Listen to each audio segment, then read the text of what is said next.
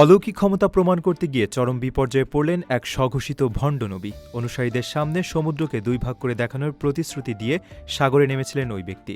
কিন্তু অলৌকিক ক্ষমতার বদলে সমুদ্রের প্রবল ঢেউয়ের তোড়ে ভেসে যাওয়ার উপক্রম হয় তার। এই ঘটনার মাধ্যমে আফ্রিকায় ধর্ম ব্যবসার এক অন্ধকার ইতিহাস নতুন করে সামনে এসেছে।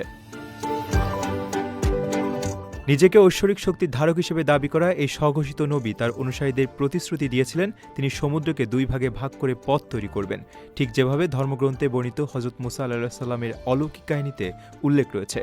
তেমনটি করে দেখানোর ঘোষণা দেন তিনি। নির্ধারিত দিনে শত শত ভক্ত সৈকতে উপস্থিত হন। উত্তেজনা আর প্রত্যাশায় ভরপুর জনতার সামনে আত্মবিশ্বাসের সঙ্গে সাগরে পা রাখেন তিনি। কিন্তু সমুদ্র দ্বিখণ্ডিত হওয়ার কোনো লক্ষণ দেখা না গিয়ে বরং শক্তিশালী স্রোতের টানে তিনি তলিয়ে যেতে শুরু করেন। প্রাণঘাতী এই পরিস্থিতি থেকে শেষ পর্যন্ত চেষ্টায় কোনোভাবে মুক্তি পান তিনি। সামাজিক যোগাযোগ মাধ্যমে নতুন করে ভাইরাল ভিডিওটি আফ্রিকায় ভণ্ড ধর্মচর্চার বাস্তব চিত্রকে চোখে আঙুল দিয়ে দেখিয়ে দিল। সেখানে এ ধরনের প্রতারণার ঘটনা মোটেও নতুন নয়। এর আগেও যাজক আলফ লোকাই নামের এক ব্যক্তি কফিন থেকে মৃত মানুষকে জীবন্ত করে তোলার নাটক সাজিয়েছিলেন।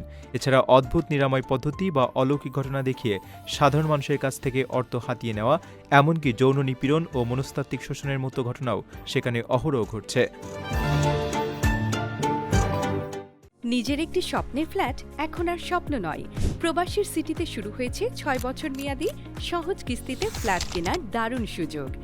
এক ঠিকানায় আধুনিক জীবনযাপনের সব সুবিধা, নিরাপদ, পরিকল্পিত ও বিদেশের মতো স্মার্ট পরিবেশ। আজই বুকিং করুন আপনার পছন্দের ফ্ল্যাট আর গড়ে তুলুন নিজের স্থায়ী ঠিকানা। বিস্তারিত জানতে কল করুন স্ক্রিনে দেওয়া নাম্বারে।